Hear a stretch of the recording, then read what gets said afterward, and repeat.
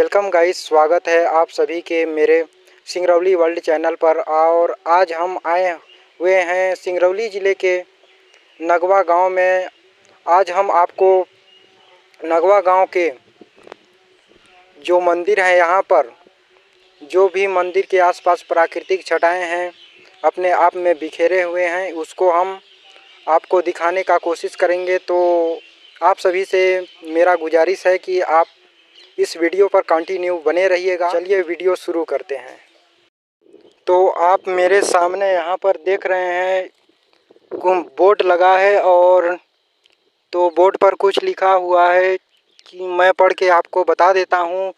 भारत सरकार भारतीय पुरातत्व सर्वेक्षण मंदिर सर्वेक्षण परियोजना उत्तरी क्षेत्र भोपाल मध्य प्रदेश सिंगरौली प्रोजेक्ट। तो जितने भी मध्य प्रदेश के अंतर्गत पुरातत्व विभाग में आते हैं, खोद कर निकाली हुई मूर्तियां आते हैं, वो सभी पुरातत्व विभाग के अंतर्गत आते हैं। तो मैं आपके दक्षिण साइड में आपको कुछ शिलालेख, यहाँ पर कुछ पत्थर के टुकड़े आपको दिखाना चाहता हूँ कि ये आप देख सकते हैं। पुराने समय में यहाँ पर ये पानी के निष्कासन के लिए जो नली बनाई गई हुई थी, उसका कटान बहुत अच्छी है। आजकल हम लोग जो सीमेंट की दीवार से बनाते हैं, वो एक पत्थर की ढांचे से बनाई गई हुई है, जिसे आप देख सकते हैं। तो हम अभी जो पुरातत्व विभाग में खुदाई की है, तो उसके अंदर जा रहे हैं। आपको यहाँ पर कुछ मूर्तियाँ निकली हुई हैं, उस मूर्ति को दिखाने के लिए आप जुड़े रहिएगा हमारे साथ।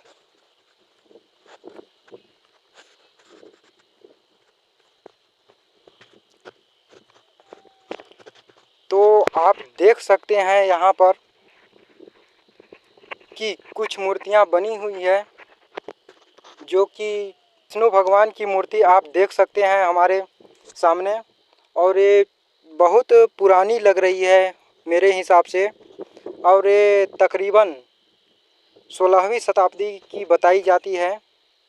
और आप इसके ठीक सामने से आप देख सकते हैं कि ये पूरे के पूरे छेनी हथौड़ी के द्वारा बनाई गई हुई है। और इस मूर्ति को यहाँ पर प्रतिष्ठापित करने का एक यहाँ के महान राजा थे, उन्होंने ही करवाया था, जो कि आप मेरे वीडियो में बने रहिएगा। उनकी भी कहानी मैं सुनाऊंगा। और आपको अगर इस बार दिखाऊं तो यहाँ पर कुछ पदचिन्ह पड़े हुए हैं, जो कि ये मूर्ति पदचिन्ह वहाँ पर पड़ा हुआ है और मूर्ति यहाँ पर रख दिया गया है। और तो आपको ये पानी के निष्कासन के लिए ये भी बनाई गई हुई है, जो कि आप देख सकते हैं। बहुत प्राचीन है, एकदम पत्थरों से बनी हुई है।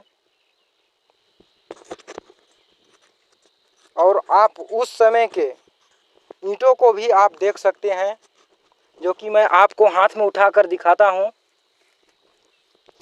देख सकते हैं ये ईंटें आजकल जो हमारे घरों में पाथे जाते हैं, उससे कई गुना चकराई में है। जो कि आपको बित्ता मगर आपको दिखाऊं तो इधर एक बित्ता और एक बित्ता, लंबाई चौड़ाई लगभग दोनों बराबर है। तो आप देख सकते हैं कि उस समय कितने ही अच्छे आर्किटेक्चर के साथ मिस्त्री लोग काम करते थे। अभी हम आ गए हैं बस भोलेनाथ की दरबार में। और आप बहुत पहले कहानियों में पढ़े होंगे, कथा में, कि गंगा माता ने जब आकाश से शिव जी की जटाओं में आई और वहीं से समा गई, फिर शिव जी की जटाओं से गंगा माँ हमेशा के लिए निकलती रही हैं। तो आप मेरे सामने ही गंगा माँ को निकलते हुए पा रहे हैं। तो आइए मैं आपको और नज़दीक से दिखाने का कोशिश करता हूँ। देख सकते हैं कि कितने ही तेज़ी से माँ गंगा निकल रही हैं, और आप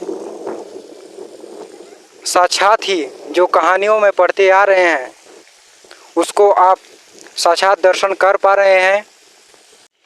अब अब धीरे धीरे हम ऊपर की ओर बढ़ते हैं और ऊपर की तरफ भी आपको ले चलते हैं, जो कि वहाँ पर पत्थर से बहुत पुरानी मूर्तियाँ बनी हुई है, उसको आपको दिखाने के लिए। तो आइए मेरे साथ साथ।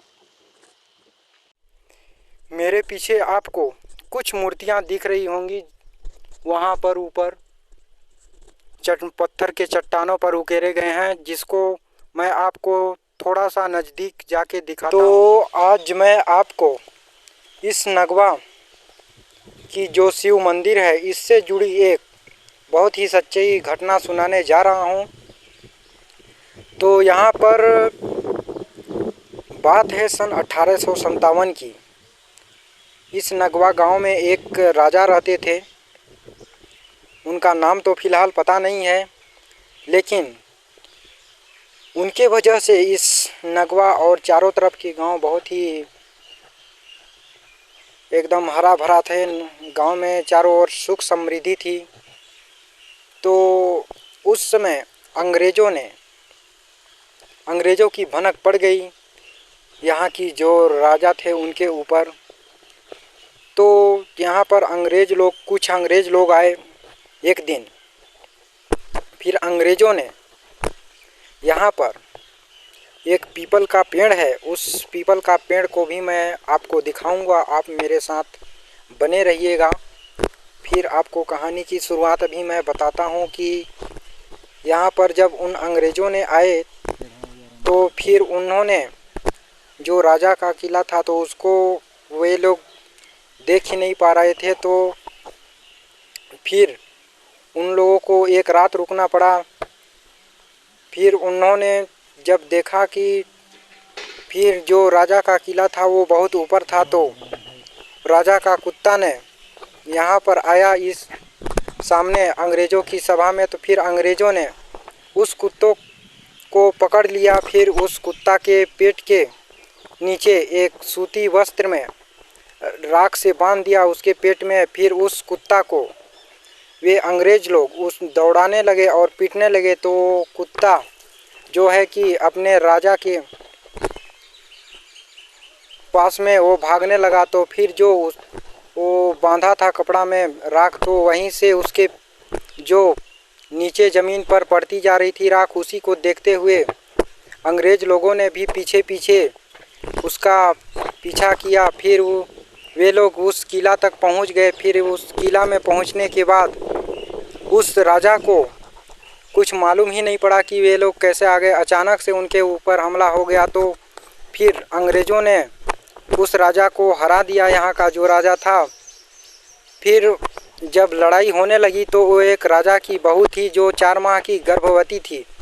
तो हमेशा की तरह जैसे किले में एक हमेशा दोना पत्तल से खाते थे पहले के ज़माने में, आज की तरह डिस्पोजल नहीं थी। तो जो राजा की गर्भवती बहू थी उसने उस गड्ढे में वो कूद गई। फिर ऊपर से उन्हें दोना पत्तल से अपने को ढक लिया। फिर जब पूरी तरह से लड़ाई हो गई और तो कुछ समय बाद वो राजा की बहू निकली अपने उस गड्ढे से। तो फिर उसने देखा कि चारों तरफ लाश ही पड़ी हुई है। तो अपने आप में वो सन्नाटा हो गई। फिर उसको कुछ ही समझ नहीं आ रहा था कि क्या करें। तो फिर उसने आपको कुछ सामने दिख रही होंगी पहाड़, उसी से उसने यहाँ से लगभग 30-40 किलोमीटर दूर हेनौती नामक गांव में गया और वहीं से एक ब्राह्मण के घर में उन्होंने एक मजदूर बन के गई वो राजा की बहू जो थी। फिर वहाँ पर उस ब्राह्मण के घर में वो अपने को जगह मांगी कि हे ब्राह्मण देव, मैं बहुत दूर से आई हूँ, तो मुझे थोड़ी सी रहने के लिए जगह दे दीजिए। तो फिर उस ब्राह्मण ने उस राजा की बहू की दे दी जगह।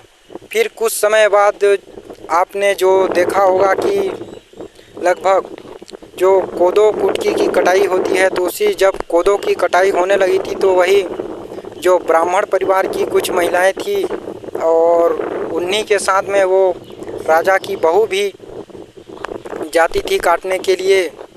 फिर कुछ समय बाद उनके एक बालक हुआ। उस राजा के जो बहू थी उसकी, तो फिर वो अपने बालक को साथ में लेकर जा कटाई करने के लिए जाती थी। तो फिर उन्होंने जो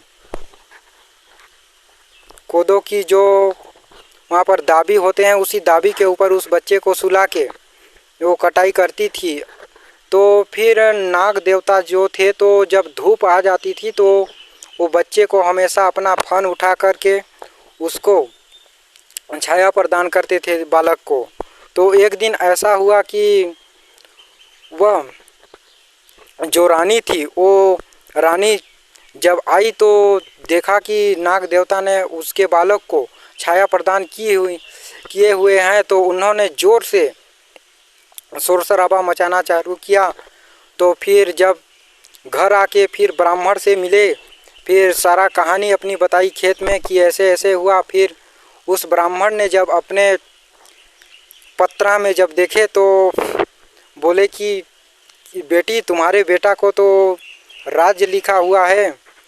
तो उस रानी ने बोली कि ठीक है, जब राज्य लिखा हुआ है तो जब ये बालक बड़ा होगा तो आपको ये गांव आपको सौंप दी जाएगी। तो फिर बड़ा हुआ बालक, फिर आगे चलकर वो राजा हुआ। तो फिर रानी ने उस ब्राह्मण को उनको एक गांव पूरा दे दिए। हमारे दोस्त भी जुड़ आए हैं, इनसे हम पूछेंगे कि आप कहाँ से आए हैं और कितने समय से आ रहे हैं। तो हेलो भैया, आप कहाँ से आए हैं? मेरा घर करसुआ राजा में है। तो आप कितने समय से आ रहे हैं? हम तो जब से जाने लायक हुए हैं तब से, मतलब नगवा में जो हुआ है बहुत, यहाँ पे देवी देवता लोग हैं सब, जब से जाने लायक हुए हैं तब से यहाँ से सब हम आ रहे हैं। तो आप इस भोलेनाथ पर आप कितनी श्रद्धा रखते हैं? पूरी बहुत भरोसा है इनके ऊपर, जान से भी अधिक रखते हैं। जैसा कि आप देख रहे हैं कि भैया बहुत अपने जान से भी अधिक शंकर जी से प्रेम करते हैं अगाध। तो यहीं पर वीडियो को एंड करते हैं, और अगर इसका नेक्स्ट पार्ट चाहते हैं तो आप चैनल को सब्सक्राइब करिए और नीचे जाइए कमेंट करिए, ताकि जल्द से जल्द नेक्स्ट वीडियो आ सके। सो धन्यवाद, मिलते हैं अगले नेक्स्ट वीडियो में।